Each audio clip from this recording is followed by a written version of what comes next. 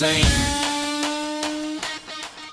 Hello and welcome to another episode of the FullTime15 Podcast. This week we are doing match week 13, previewing it. Today we're going through all 10 games across the weekend, out on Saturday morning at 7 a.m. for the Swedes, I guess, and 6 a.m. for the Brits.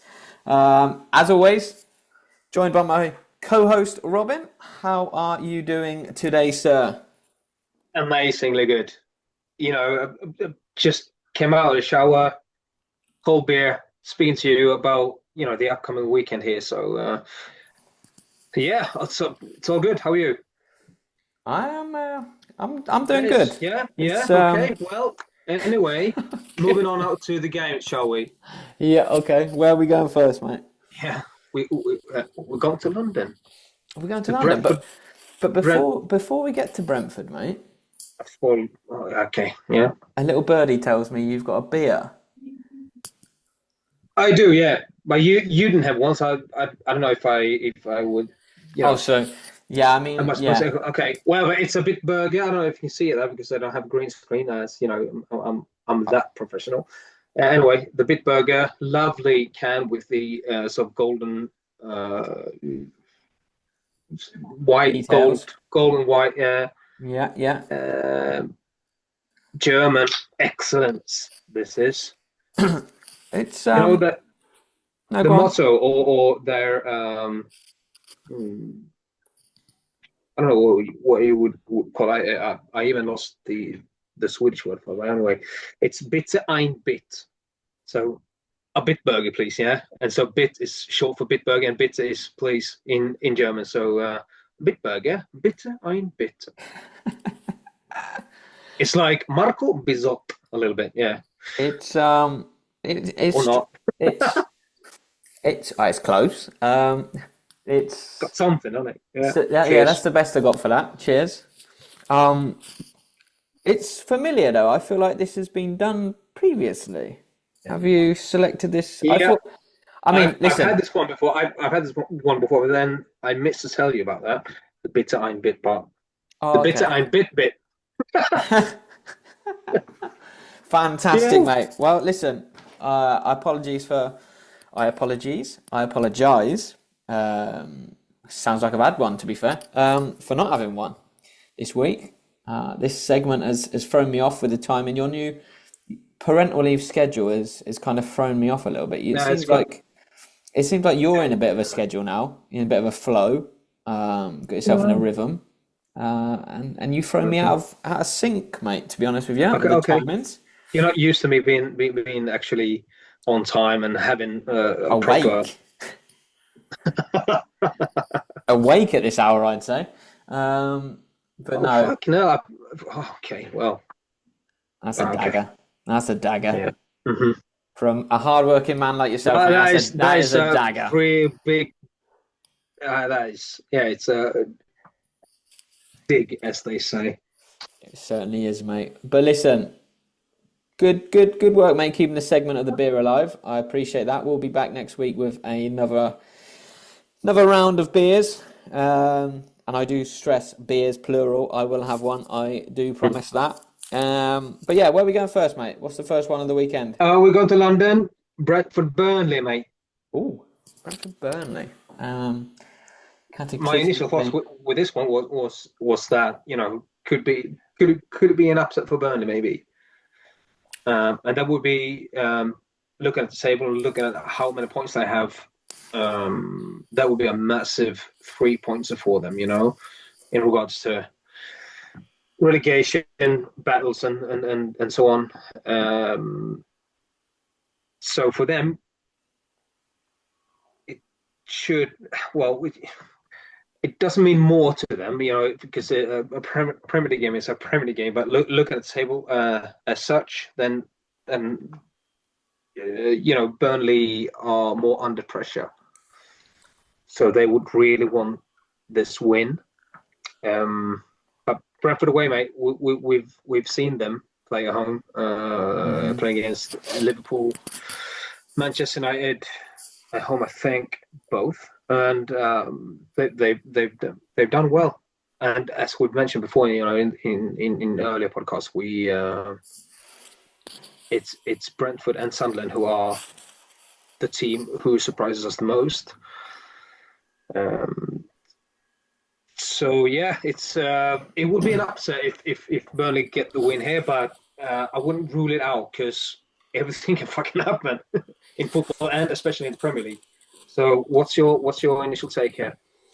Yeah, I mean, I'm leaning more towards a Brentford comfortable win. To be honest, I think as we kind of probably will be, but I'm just but I think if this was roles reversed and it was Burnley at home, I'd be jumping all over this saying there's an upset here to be had.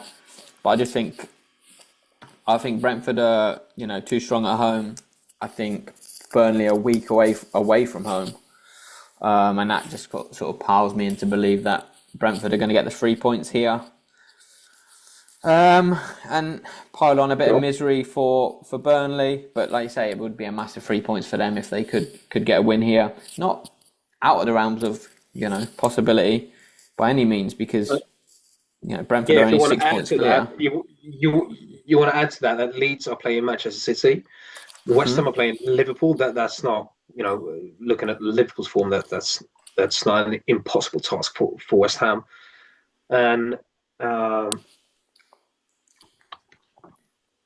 let's see here, just 1 second. Was it? Yeah, Nottingham also playing home to Brighton. So these are the three teams just above Burnley. So Brighton could definitely just snatch a win there at Nottingham as well. So I think Burnley, looking at this game, this is a must win. But it's Brentford away, so I don't know. It's like you say, they're probably too tough of an opponent for them. I think so. They really need to get the win. So, and as I said, anything can happen. So I'm going for a 1-1 at least. They will snatch a point. Yeah. Lovely, mate. I do like that, but I'm going to go 2-0 Brentford on this one. Yeah, it's a decent guess. Yeah. Burnley feels good. Yeah, Burnley on 10 points, Leeds 11, West Ham 11, Nottingham 12. And those three teams, I said, they are the three teams just above Burnley. They could all come out of this match week with 0 points. Yeah, I'm looking. Massive game for Burnley. This is want to mention that we don't have a 1:30 kickoff game this Saturday, so we're again looking at a late game with a 8 p.m. or 9 p.m. kickoff. Oh, fantastic! Oh, love a good 9 p.m.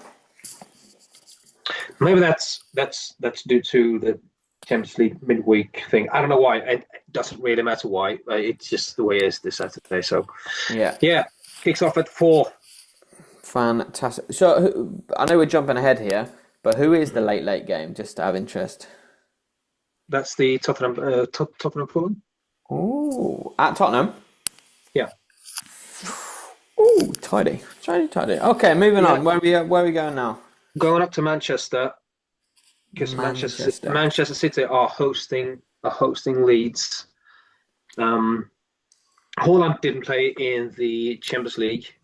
I don't know if he came on maybe later on in the late stage of the game. I don't know, but they lost anyway to by Leverkusen. And I think people have said that. Whenever Haaland doesn't play, or there's a lot, it looks a little bit rusty, and that something that needs to, it needs a lot of work. But he didn't play against. Well, yeah, he did play against Newcastle last weekend, and they lost anyway.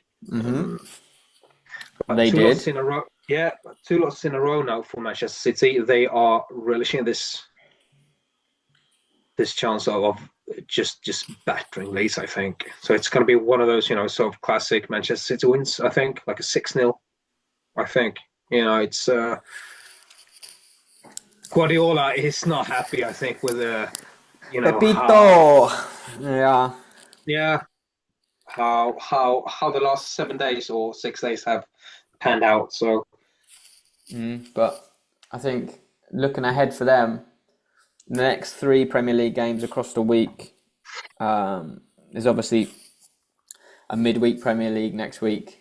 yeah, As well, and they've got 3 fairly favourable fixtures in terms of Leeds at home, Fulham away, Sunderland at home before they go to Madrid in the Champions League, and that's a very good, like you say, 2 defeats in a row. Obviously, 1 in Champions League, 1 in Premier League, but those are kind of fixtures you really couldn't ask for better, to be honest. In terms of 3 games in the space of a week in the Premier League, 2 home games, 1 away to Fulham, who are just teetering above the relegation zone. It's a chance for them to get into a bit of form ahead of Madrid as well and put that sort of Champions League campaign back on track as well. And I'm completely in agreement with you there. Listen, he rested a load of players in midweek against Leverkusen. Obviously brought on a handful, kind of 65, 70 minutes in the week. And I'm going to go 4-0 City in this one, to be honest. I think it's I think it would be possible to play like a 3-0 handicap for, on Leeds. What's the odds on Man City? I don't know. Oh, well, actually, I know right now it's 1.22 on Man City, which I think is generous for them to win the game, to be honest. Yeah, it's quite good.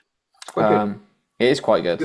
If you want to just up your odds a little bit on whatever bet you got going on there. So yeah, and the accumulator in an accumulator, I think is I'd be certainly. Let me just double check very quickly what it would be for. Mm-hmm. By the way, you've written down then 4-0 for you, 6-0 for me. Yeah, and I just want to. Here we go. -3 on Man City is 5 times the money. Good. Just for your FYI. So you're going 6-0, yeah? Mm. Lovely. And just to put a stamp on it, a bit of housekeeping here. The last round obviously finished with the old podcast with us not reviewing the Man United game against Everton, and we're obviously not going to tap into that too much today because it's happened, it's gone, it's the old game week now. But that in turn came to the conclusion, the culmination of our predictions for last week, and you needed a draw to win basically, and obviously Everton won, so leading the series 2-1. I am now, thankfully, which is great. It's close. I had the 1-1. You did have 1-1, mate. Very close. And listen, it should have. I texted you with 10 minutes to go, saying this has got 1-1 all over it. But luckily Everton held on and picked up a massive win. To be fair, especially with 10 men for 80 minutes, however it was after your mate got sent off. Okay, whatever. Okay, that's good. Anyway, just for a bit of housekeeping there. So yeah, City 4-0 for me. I haven't actually read 6-0. anything about that argument or that fight that they had. I've not. I watched the game with the missus, and she was like, "What the fuck's he done that for? What's he doing that?" Mm-hmm. Oh, yeah. He definitely beats his wife at home. I was like, Jesus. So, yeah. Can you imagine with a fucking tank top, and the wife beats a bit. Dog on a leash. Stella. Yeah. That's the wife beats a bit. So yeah, I don't know, and she was asking me the next day, so what's happened with him? What's he up there? And I was like, I don't know what's happened, but he got a red card and he's suspended now. Yeah, I've not heard a thing more about it, but it was very strange, very odd. A tactical red card. No. Right, moving on then to Sunderland Bournemouth. This one we've earmarked as a potential fantastic game. Yeah, we did. And it looks like Semenyo is out. Kluivert is out. I'm glad you said that. Well, Glad you confirmed for me before I go off on a tangent about fucking Clover again. Not good. I always look into how far they had to travel and such. So it's a long trip for Bournemouth, obviously. Mm-hmm. Like a 7-hour drive if you want to go ahead and drive there. Wow. Actually from stadium to stadium, it's 6. As the traffic is now, it's 6 hours 31 minutes without any stops. So bird flies. Okay. Anyway, so they lost to Fulham last time out, Sunderland, and we were on that a little bit. We were just raising the question. Warning flag maybe for Fulham.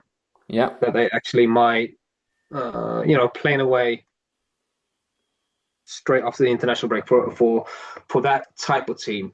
That Sunderland is, a surprising one now, and sort of destroying that momentum that they had, not in their favour, and obviously, 1-0 loss there. So, right, but it looks like it's going to be. I've had a look at the weather as well, actually. So it looks like it's going to be quite windy. Yeah, somewhat rainy, and and if you paid attention to the weather that Bournemouth had at home to West Ham last time out, it was really windy as well and rainy on the south coast, and they didn't cope too well. They got 2-2 in the end, but they started really, really badly, and I think West Ham were actually just not just 1-0 up, but 2-0 up as well. And now if they're playing out, with a long trip, bad weather, Sunderland at home, 12th man, whatever, etc. It's Sunderland win for me. They look to bounce back now. So 2-0 Sunderland for me.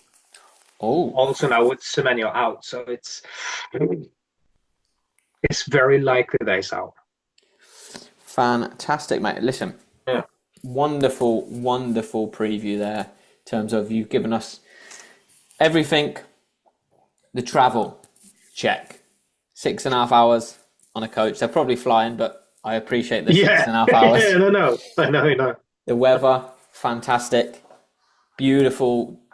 I mean, it's. I've been to the stadium like before, and it was Baltic. Horrible weather. So it's not going to be fun for Bournemouth going up there. You imagine if I would have just mentioned how long the flight would take. Okay, it's like an hour, whatever. 27 minutes. Stand out. It sounds so much worse now. Yeah, with a 7-hour drive. It does. It's like a straight line as well. That's fucking uncanny to me. Looking at the, going from Vitality Stadium, so I think it's, straight from the middle of the pitch on Vitality Stadium to the middle of the pitch on Stadium of Light. It's like a somewhat of a straight line. Oh, is it? Yeah. The Earth's curved, mate. The curvature of the Earth. It's not really straight, but for an Englishman on a Saturday, that is straight. Talking of not being straight, mate, great segue. Did you do your homework about the gay capital of... did you find that out? Oh, fantastic. Yeah, I did. I texted you about it, actually, and I knew you would bring this up. You did text me about it, but funnily enough, mate, the audience are not privy to those text messages, which is why I brought it up now. But I do appreciate you, calling me out there, saying you've already told me. But it's Lisbon, Dublin, and Porto. So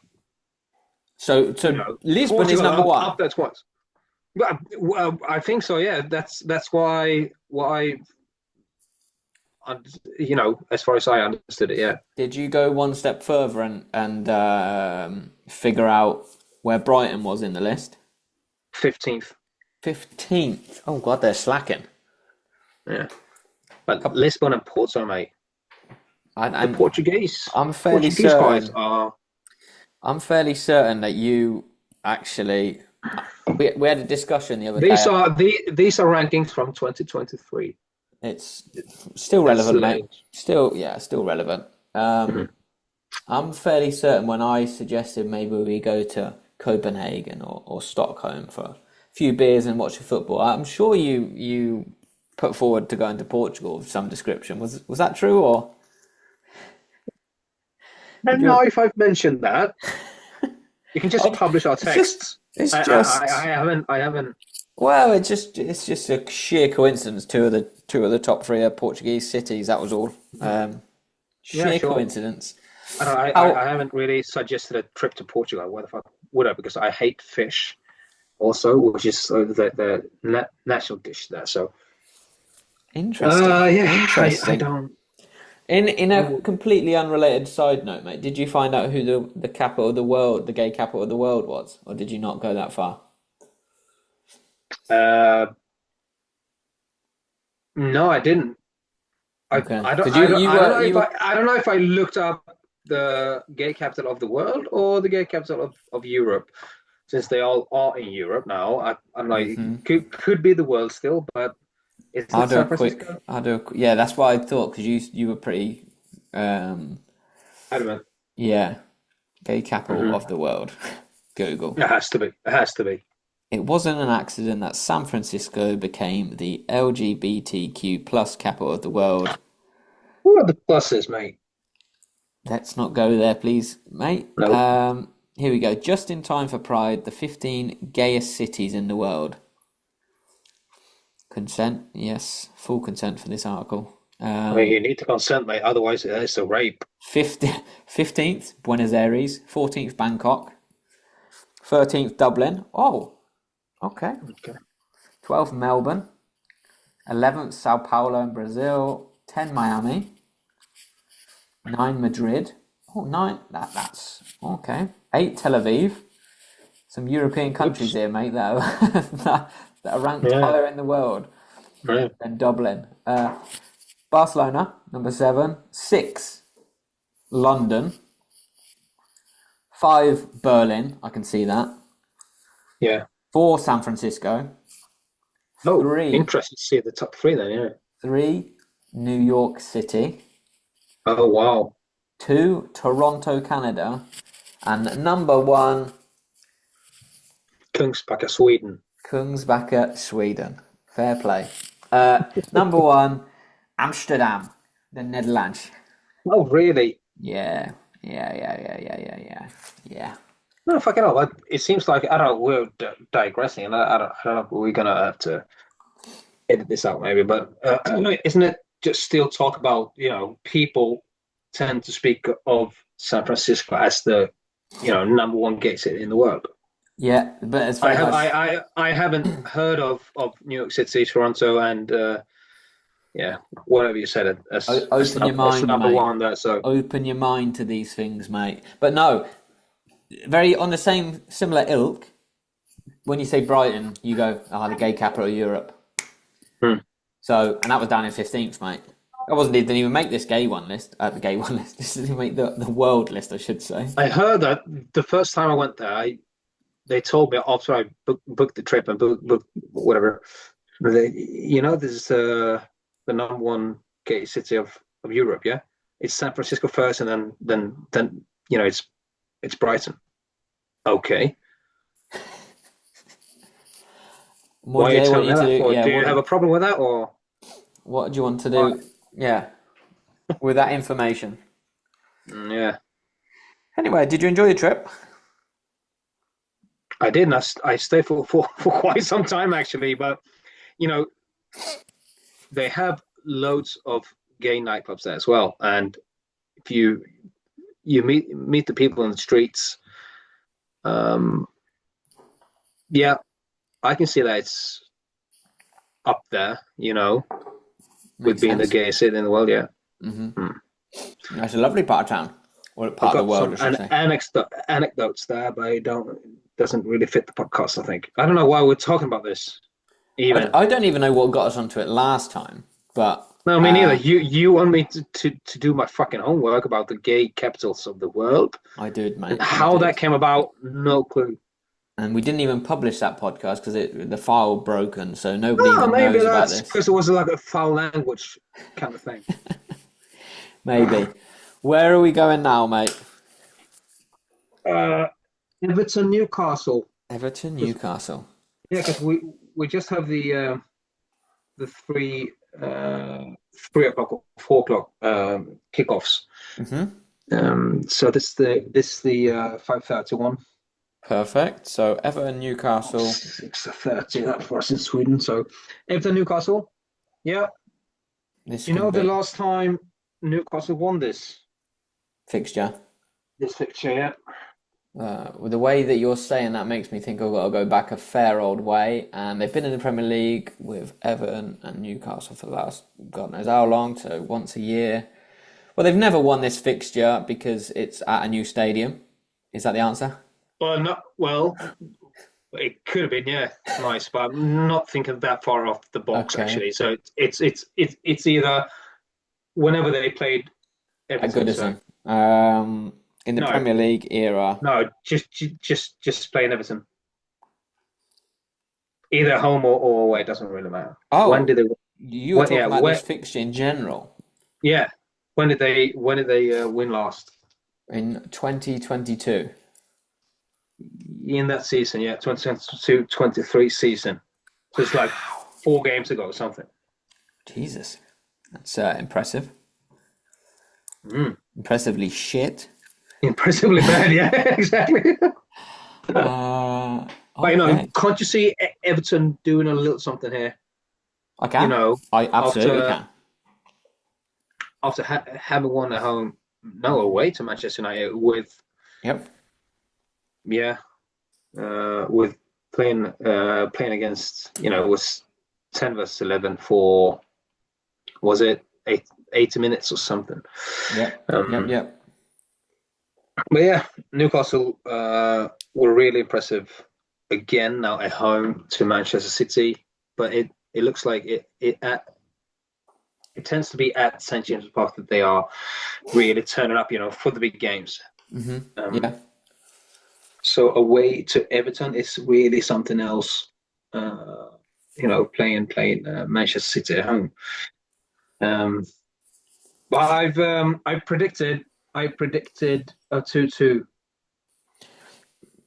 2-2, perfect. I think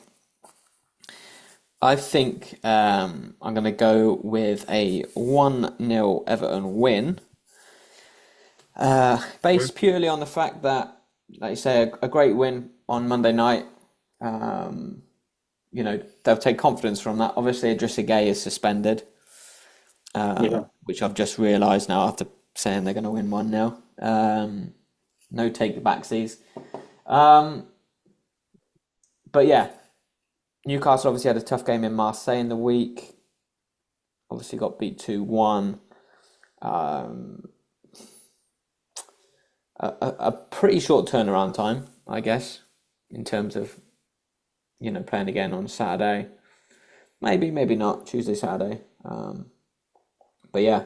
Yeah, and again, with the trips, they are now playing away straight after coming back from France, It's another from a defeat in France. It's another trip. It's another hotel night. It's another, Yeah. Add up. But yeah, I'm going 1-0 Everton. I'm sticking to my guns. 1-0 Everton. All good. Right. So who's the scorer? Well, it won't be Idrissa Gueye, that's for sure.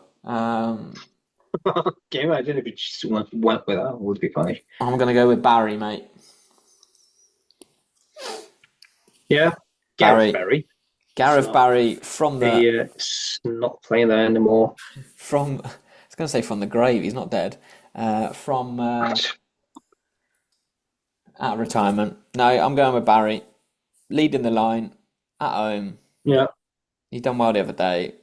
Everton unbeaten in 3. Extend it to unbeaten in 4. Pile some misery on Newcastle. Although Harvey Barnes is in the form of his life right now. Oh yeah, it seems like it, yeah. But Gordon's coming back. Maybe that's something for them. Who knows? But I'm going Everton 1-0. 1-0 for me. Perfect. Moving on then. Going now back to London for the Tottenham Fulham game. London Spuds. derby. One of the London derbies this weekend, shall we say? One of, yes. Yeah. Isn't it? Is it still talks? Are there still talks about Marco Silva getting sacked, or because you were on that on last podcast? Because now they won against Sunderland at home, so a little bit of breathing space for him then. But I don't know. As we've talked about before, I don't know who would then replace him, and would that replacement do it better with Fulham? No, I don't know. I think this is the man for Fulham, I think. No, not had anything since, and rightly so, I guess, because putting a good performance against Sunderland, picked up a win, a much needed win, it must be said. Oh yeah. But this for me on the score sheet again, so that's important as well. This for me is a fixture where, Spurs, well, by all intents and purposes, horrendous in the North London derby. To be honest, they offered absolutely nothing attacking wise. Then followed up by going to PSG, obviously a very, very tough place to go. PSG not the same kind of machine as they were last season yet, but still very, very tough game. Started very well, to be fair. Went ahead twice, but then in the end, it all went tits up, I guess. But they can take confidence from that. By all accounts, they played very well, or they fought, and which is it's the bare minimum you expect these days. But I don't know. I just for some reason I can't see this. This could be a defining fixture in Tottenham's season in terms of if they don't win this game, the pressure on Thomas Frank will be enormous. After that North London derby, just droves of Tottenham fans calling for him to be sacked. Not helped in the fact that they shipped 9 goals in the last 2 games playing with a back 5. Well, do you think it has helped Tottenham to sack managers? Conte, Postecoglou, No. Frank now maybe. No. You can't keep going in that path, on that path, in that same old fucking pattern for them. Mm-hmm. Just leave it. Go with Frank or whoever it might be. Just It for me. It's your man now. Just consistency and let him do his fucking job. Right, exactly. It cannot be worse than last season, finishing 17th or whatever it was. Ride the wave. It was 17th, yeah. Ride the wave. It's going to be ups and downs. You've chosen Thomas Frank. He is the manager. There's a reason you chose him, right? That has not changed in 12 games, 13 games, or whatever it is. Stick with him as the manager. Give him the time. Give him a squad that's his squad. Give him the players that he wants to bring in. Exactly. Give him time. Let him build. We're talking like 5 seasons or something. Literally, like people obviously harp on about Arteta, and using him as the stick to say, hey, listen, give a man. But whilst I agree with that, I also disagree with it because I think Arteta is an enigma. He's someone you could see even in that first season where we started playing some very, very good football and we started competing with the bigger teams and the better teams. And there was a clear path of, this is how I'm playing, I just need this player and I need this player. And once I have those players, we're a different animal. And I don't see that with Spurs yet.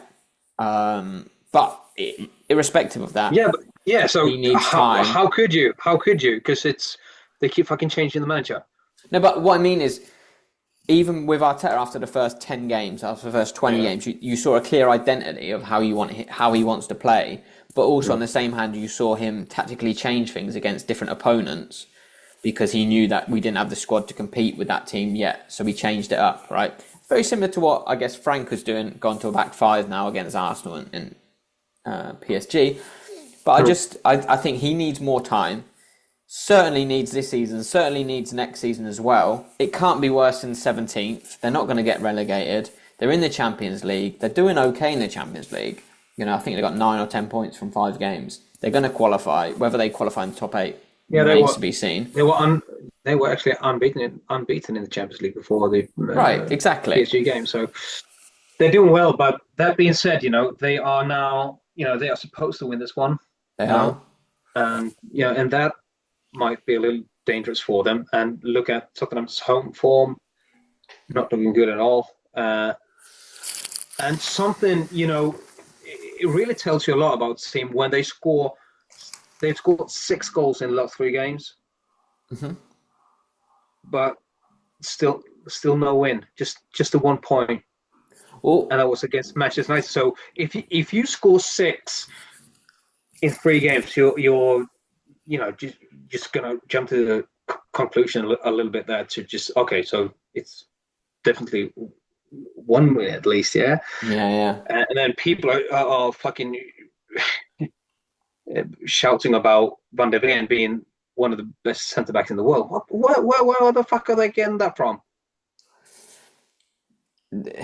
It's the same as Romero though. Before the North London derby, those two were spoken about as the best partnership in the Premier League. They were spoken about like they're the best defenders in the world, etc. That's just winding us up a little bit, or just taking the piss because they're definitely not taking the piss. I think it's a little bit of delusion, to be honest. Yeah, but for us, because they genuinely believe that. But for reasonable people, that is taking the piss, But they are just delusional, yeah.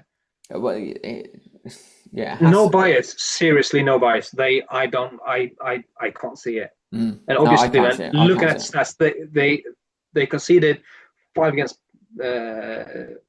PSG, 4 against Arsenal, and I think it was 2 against Manchester United. So that makes it 11.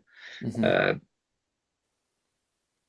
11 goals in 3 games. So yeah, but this for me, I mean, I've written down 2-1 Fulham. It's very interesting. It is, but I tell you what else is very interesting is the fact that you can get 2.2 on Spurs. How much? 2 point. Sorry, I'm going to sit up now. It's like that meme where you're like, what? 2.2. Oh. Yeah, even though, with the home form, with however they've done in recent games, that is still better for. That's what I mean. That's a very good price. Which kind of makes me annoyed that I've just wrote down 2-1 Fulham, but I will probably back Tottenham. Do you know? Yeah, I have a little something on them at least. Yeah, I got you. Richarlison, it seems like he's in form as well, so he'll probably score then. So it's down to Fulham to score. Well, your 2 goals that you've now just predicted. So, But anyway, I wrote down actually 3-3. So it's gonna go. Yeah, it's gonna be a real goal fest here, I think. Lovely stuff. 9 o'clock game as well. Yeah, Tottenham tends to concede a lot. Fulham, not the best of teams this season. Also Tottenham tend to score in each and every game, so goals to be promised. Beautiful, mate. Like that a lot. No Tottenham win, playing against Fulham in the last 3 games in the Premier League. There's a reason, mate. There's a reason. Your 2-1 is not. It's can't be far off. No, I like it. I do like it. Right, moving on then to the Sunday, staying in London for the Crystal Palace Manchester United game. 2-0 actually Palace. Kicks off 4-2 Palace. Yeah, exactly. Is that what you said? Yeah, 4-2. Yeah, I like it. I actually do like it. 2-0 Palace, 4-2 Palace. It's a 12 p.m. kickoff in England. Is it? 1 p.m. here. I don't really know why. It doesn't really matter, but I haven't seen that in England before. Wow, interesting. Maybe I have. Just can't really recall it. Also, we spoke about Newcastle having beat Everton for the last 3 years or something. Yeah. And Manchester United they have no win in the Premier League against Crystal Palace since the 2022-2023 season. Wow. And now Sesko, Maguire, Cunha, all these three, they're all three out, like definitely out. So it's going to be a Crystal Palace win for me, especially now that they are at home, and with Manchester United's loss now to Everton at home on Monday night, their confidence, it dropped a little bit from what they had going into that game. So it's a definite Crystal Palace win for me. Okay. So 4-2. You're not worried Go about first. Palace playing last night in the Conference League away in France? Affecting it in Not any really. way? No, not really. Not Okay. really. Just yeah. No. I'm not considering that actually. Lovely. No, just a question. Perfect. Playing at home, hosting Manchester United, it's still something. It's still Manchester United, man. So they're going to be up for it, and the fans as well. For sure. No, for sure. Completely agree. Lovely. Having some. You can have a couple of drinks there as well because it's so early on the Sunday as well. So yeah, why not? Why not Crystal Palace? Why not Crystal Palace? Right, and we've got then 3:05 kickoffs. So 5 minutes past three. The first one being Aston Villa Wolverhampton. Game set match, mate. Would you consider this to be the first real match for Robert Woods, or is that nope? First time they host somebody? Yeah, I think we obviously briefly touched upon this last week and said that how we said Forest needed 2-3 games. I think we gave Dyche 2 games before it was his first proper game with Forest, and look at them now. Got a lovely win again last night against Malmo, flying after beating Liverpool at Anfield as well.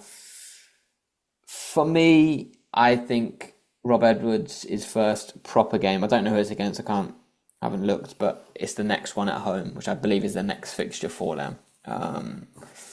Whoever it's against, I have no idea. But regardless, that'll be his first one, I think, to judge him on in the midweek fixtures. This one is a bit of a free hit again for me. Villa in great form. Same as we had with Sean Dyche, as we also spoke about, I think. Yeah, exactly. Same with Sean Dyche at Forest. Yeah, so for me, this is a free hit for Wolves, and they've kind of had those in the last couple of weeks. We had them down as a free hit against Chelsea when they had no manager, and they didn't really do anything. Last week, they obviously lost at home to Palace. I didn't see the game, but they were a lot more competitive, has to be said. Obviously, Palace scored, not deep into the second half, but kind of 60, 70 minutes into the second half. And, got And what a goal that second goal is. Yeah, Pino's second goal was fantastic. But again, as we touched upon, a stray pass from Wolves on the edge of the box from Chan. Causing their downfall, essentially. That being said, I think Villa are just in great form, and they're going to be too strong at home. I think it's going to be fairly comfortable for them, and I think Rob Edwards will have basically, and every game's important for Wolves right now with the points tally they've got in the Premier League, but I feel like he is planning on using this as a game to kind of see where he's at with his team, who he can trust and rely on, who he can't, and sort of their season starts for me on Tuesday night or Wednesday night whenever they play. Wednesday night at home to Nottingham, it seems like. Wednesday night. Their season starts Wednesday night then. For me. At home to Nottingham, yeah. I'll go 3-1 Villa. 3-1. Yeah. Okay. Well, for me, that is my only note for this game was like the first real match for Edwards, question mark.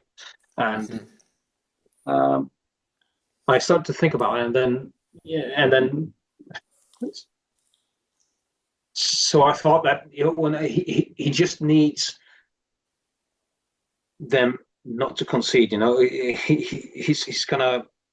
He will really want this game to be, as you say, it doesn't. It's a free hit for them, and so 1 second. Vad gör ni? Vad hände? Okay. Sorry. No, you're fine, mate. Professional as always. Yeah. I'm a dad now, so. Professional dad. Yeah, no, anyway, so he has, if he just can't cause an upset here, I think he really wants to just snatch a little point there, because nobody's looking at it that way, and nobody's counting on Wolves to get fucking anything from this. So if I would have been Edwards, then I would just go into this game and say, just defend as much as you can, just grab a 0-0, like a 1-1, like fucking something. Please just don't lose the game. Or we're gonna regroup and take whatever positives we can from this game going into the Nottingham game, because then it's at home. I really wanna. Well, we're not gonna focus on that game now, but just earn your place in this starting 11 for Wednesday. So I think I don't really think it's going to be I'm with you actually. I believe it's going to be an Aston Villa win, but I want it to be an upset here. So 0-0 for me. 0-0 for you. Yeah. Don't hate it. I do not hate it. But it's just because it's so. That would be an upset itself. Just a 0-0. A clean sheet for Wolves would be a bloody upset themselves. We haven't. Yeah, exactly. So we haven't seen Edwards in Wolverhampton. Whether what he can do. I don't know. Maybe it's the perfect match. Yeah, could well be. Time will tell. I'm just looking for a little something to take the edge off. Yeah, and to sort of promote my potential upset here. So beautiful, mate. Beautiful. Right, the next 3:05 kickoff is Nottingham Brighton. What's your take on this one? Well, Nottingham played midweek now, and played last night. Even though it was only against Malmö, then they still played last night. Yep. That being on the Thursday, then, and that's why actually I'm leaning towards Brighton here. Well, funnily enough, mate, I did do a little bit of a table check just before we hopped on the call, and I was quite surprised to see Brighton sat in 6th position.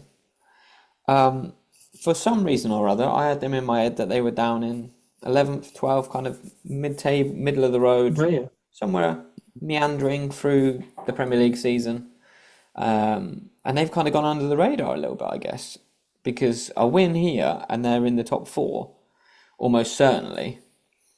Or top 5, I should say. Manchester City will win. Aston Villa probably win. Crystal Palace will win. Yeah, so they won't be in the top 4 probably. You don't see Aston Villa not winning how you just predicted them to draw. Well, they will probably win, as I said. They will probably win. I just want them to draw, but yeah, they could be in the top 4. Yeah, if things pan out that way. Sure. Things pan out. 6th, man. That really surprises me as well. I didn't know. I would guess like 9th or 10. Yeah, as you said. Yeah. Yeah. So yeah, I think the additional game for Forest doesn't help. But I'm going to go with a 2-2 draw. Desmond 2-2 for me. That's lovely. Yeah. 2-1 Brighton for me. 2-1 Brighton for you. Lovely stuff. Yeah. You look at the 12th place team, which is Liverpool at the moment. They've got 18 points. Yep. Everton also on 18th, just above them. And the team above them, Manchester United, 18 as well. Tottenham above them, also 18. Then we've got 3 teams above Tottenham on 19 points: Bournemouth, Sunderland, Brighton. And then 20 points, Crystal Palace, Aston Villa 21. Then Manchester City at 22. Oh mate, it's just fucking hell. That is congestion, man. Congestion. That is so packed. So anything can happen, man. Yeah, Liverpool win. They could be top 4. Unlikely with all the different permutations in. Yeah, sure, it is unlikely, but yeah. But theoretically speaking, a win puts them on 21 points, level with Aston Villa. So yeah, it's not all doom and gloom. The goal difference is whatever. Yeah. They could win 6-0 against West Ham, mate. Let's not. Moving on to that game, actually, which is the penultimate game on the Sunday, and the penultimate game of match week 13. So, West Ham Liverpool. 6-0 Liverpool. Don't believe that. I don't, and that is not my prediction. Is it official now that Slot needs 2 straight wins now to keep his job? I don't know. It's official, because I haven't seen an official statement. Well, you're not going to find one from Slot coming out and saying I've got two wins. No. 2 games. But isn't it also down to how they might come about? You know, if say Liverpool win this 1-0 with penalty in the 91st minute, they got the win. Just, would that be enough? Would that sort of give him brilliance? Oh, yeah. You won the game, yeah, but it was a weird fucking call. That wasn't even a penalty, really. So, would that be enough just to get the win? Well, I think they're in this situation now where they'll take 3 points any which way it comes, any which way they can get it. The Liverpool supporters, yeah, and I think Slot. Yes, but I think they just need a change in their form, a change in the environment, a change in their ways. However they get those 3 points, regardless of, like you say, if it's a last-minute penalty that shouldn't have been a penalty and it gives them the win. Yeah, I mean, just it might be enough to springboard them into a bit of a run, bit of confidence. Definitely, yeah. And I don't think the supporters care too much how they get a win. They just want a win. Obviously, it matters for context in terms of if Slot's the right man for the job. But I don't, for right now, I just think anyone would be happy just with 3 points and they can plod along and see where they're at after that, to be honest. But I am worried for Liverpool now, to be honest, for this one. It's very nice of you. Yes, I know. Ask me, bloody 4 or 5 weeks ago, Matt, I would have been celebrating this demise, to be honest. The way that they're... We're looking at West Ham, a West Ham revival here as well. We are indeed. Somewhat on a roll. Yeah, I would say we are indeed, and I think I don't think there's a winner in this game. I think it's 1-1 is the score I'm going with. We got 2-2. Oh, fantastic! Fantastic. Yeah. But it's interesting now, to say the least, because I think it's 3 straight games that where West Ham haven't lost. So, Liverpool are, on the contrary. So, yeah, I've still Liverpool there. So maybe, even so, plus minus, they come together. Whatever, just a draw. Yeah. And I think, with Liverpool's recent form now, I think they will take it beforehand if they are offered to draw or just draw a point before the game, or do you want to play the game? Well, happy with a point. Yeah, literally. Yeah. Yeah, I can see that now. Do you think Arne Slot has lost the dressing room? There's reports of that. It's a strange one for me, because then it doesn't really matter to me if he stays on, because if a manager stays on, then he needs everyone backing him, including the players, obviously. But do you think that the players might be fed up with him? Listen, I hate Premier League players, to be honest with you. Perfect. Moving on. I don't know, but I do. I just hate them in the sense of it's very much a case of when everything's going good and going well, yeah, they're working their butts off, whatever, and everything's great. But as soon as it starts going the other way, it's the manager's useless. It's fucking they down tools ridiculously fast, and I hate it. I've got a real gripe with that, to be honest. Yeah. And it's very easy for them. It's an easy get out for them, because then they slack off, get a new manager in, or then everyone's buzzing again and playing again, and suddenly they win 5-6 games in a row, and it's all roses, and we weren't the problem. It was the manager that was the problem. Well, it wasn't. It was the fact that you down tools and you're fucking not prepared to play through a bit of a patch because, exactly. And then we can go back. Speaking about Thomas Frank as well, because you need the consistency.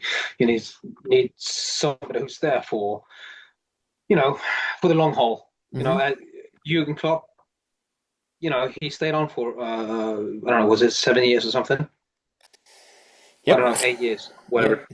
And they got the first two Premier League titles. Yeah, exactly. There were times where he was questioned and things like that, but it's it's given not even one whole season, but people tend to speak about that being Klopp's team still, and I agree somewhat with that actually. But then so now he's just fucking 12 games in. Yeah, they've lost and it looks fucking horrendous, but it's not going to keep on going like this forever. So no, and they can't just be. They're so fucking spoiled, man. Liverpool fans. Well, that is part of the problem because you need, to quote Haaland, just stay humble, yeah. Yeah, seriously. Genuinely, because you can't win a Premier League title. Yeah, okay, Klopp squad. Premier League title, and then give him £500 million to spend in the summer, and then suddenly go 12 games in. Well, by the way, fella, we're sacking you because we don't think you can win us another Premier League title. You can win a Premier League title, using players that are not yours and another squad. But you can't win a Premier League title by spending £500 million and having somewhat your squad now. So we don't want to give you the time. I think he's earned the right to have the fucking time to fix this. Yeah, I think so too. Yeah, definitely. And if you go trophyless, or at least without win the Premier League for 2 or 3 seasons, and then kick on from that, having built a foundation, the slot era of Liverpool, then I would take that as a Liverpool fan. Just let him do whatever he needs. Whatever he thinks needs to be done. So yeah, exactly. Yeah, but listen, I understand the sentiment from Liverpool fans because I understand that they're angry, definitely, but don't just don't act in effect. Yeah, no, exactly. And it's difficult for a supporter to sort of try and widen your perspective when when things are going this badly. Yeah, So, for sure. uh, Absolutely, mate. but that's why they need the podcast. They need to listen to get another person's perspective on it. Exactly right. 100%. Nail on Neutral. the head. Nail on the head. Perfect. Right. Moving on then to the last one and to the big one of the weekend. Chelsea Arsenal, mate. That's my only note for this one. The big one. The big 1, 2, 3, one. go.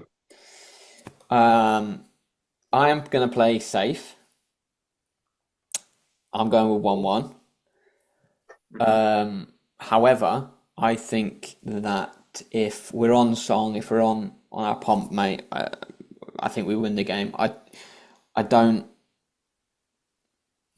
I know you've been critical of Chelsea last few weeks, and They they're do not. well now. I'm just saying they are not.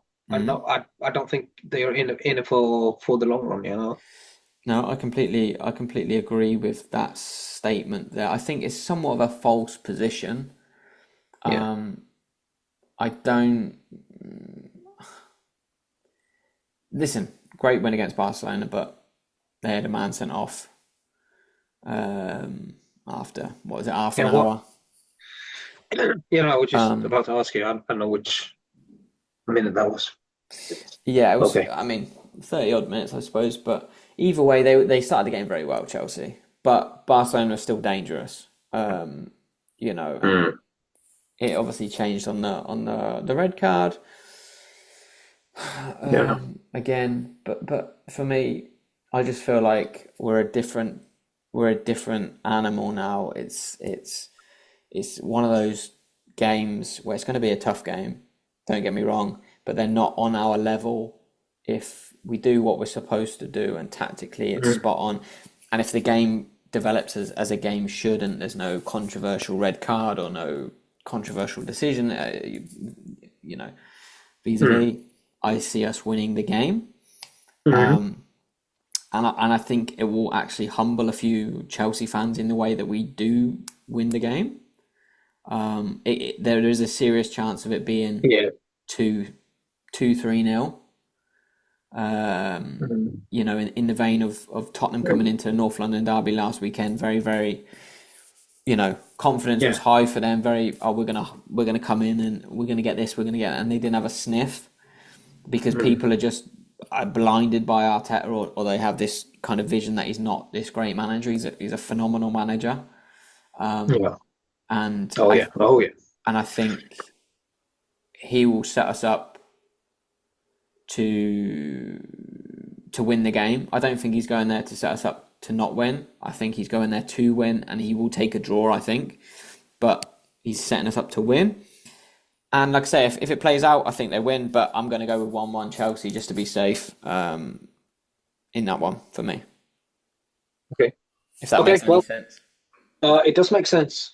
But I think I'm not really with you on that one, because I think if we could only just stop Esteval, I think if that is not the main focus, but if we can just silence him, then there's a lot to be won. And I think Arsenal, they do have the best squad as well. Yeah, no, it's a 2-0 win for me. Beautiful. And I don't like to be confident regarding Arsenal, because it's a dangerous game, man. So yeah, of course, a little bit. It's. I'm nervous. I'm going to be shaky before the game, obviously. Absolutely, that's a huge game. I need to support my team. I need to believe in them. So, because why is that to believe in otherwise? Exactly, mate. So no, I'm on board with that. I think big game, massive game, but very interesting and excited to watch. That's they're doing that Super Sunday thing again. Take it. Are they? It's a question. What do you mean? Are they doing that Super Sunday thing on via Play again? Oh, I don't as they know. did. Probably. I do not know. Always, ahead of the big games, like the Arsenal Tottenham game on Sunday. They always had this Super Sunday thing where Big Ljungberg and Jaap Stam and Peter Schmeichel, they are in the Super Sunday studio, on the pitch, analyzing the game and predicting and whatever. So they do that an hour before kickoff. So I believe it's going to be nice. It's going to be the Super Sunday thing again there for Sunday. Certainly will be. No, but it's love Chelsea. Stamford Bridge. Yeah, looking forward to that one. Looking forward to the match week number 13. Unlucky for some. Not for you. I'm not. Yeah. What, a betting man? You are? I'm not superstitious. As Michael Scott of The Office, I'm not superstitious. I'm a little stitious. Nice to get another Office reference in there, mate. Yeah. Yeah. People love it. They do indeed, mate. They do indeed. Okay, mate. Yeah, okay. Another week wrapped up. Another preview done. We'll see you. Hopefully, you'll be able to add now the song, the FullTime15 podcast song. We'll see how that goes. Absolutely, mate. And if we can't, then just Listen I apologise. to it on Spotify because it is you usually play it on after every podcast episode, so it's there. It is there. Fantastic. It is great. Fun little lyrics there as well. So have a listen to that. Have a listen to the podcast and subscribe, like, and whatever you want to do. Exactly that, mate. Subscribe, like, follow, comment, all of the above. Please. No. Sounds good, mate. Please do it. Please I'm do on my it. knees. Can't show it, but I am on my knees. You're actually 2'7". You stood up. No, right. Anyway, we'll leave that there for now. We'll join us again on. Well, this is coming out Saturday morning, obviously, but we'll be back on Monday morning with the review of the weekend's fixtures, bright and early. Lovely stuff, mate. Enjoy your weekend. Perfect. You too. Talk to you soon. Bye-bye. Bye.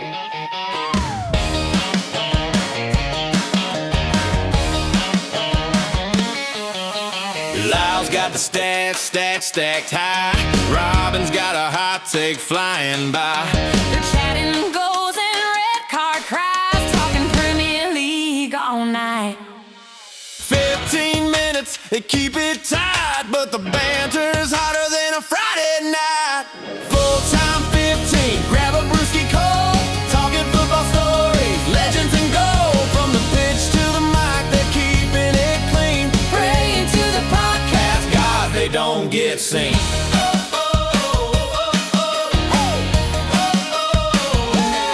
Robin says, Lyle, you're dreaming. mate, that striker's toast. Now worth the wait. Lyle fires back. You're out of your mind. His boots are magic. Give it some time. Two voices clash, but it's all in fun. Football debates till the match is won. Full-time 15, grab a brewski cold, talking football stories, legends and gold. From the pitch to the mic, they're keeping it clean. Praying to the podcast, guys. They don't get seen.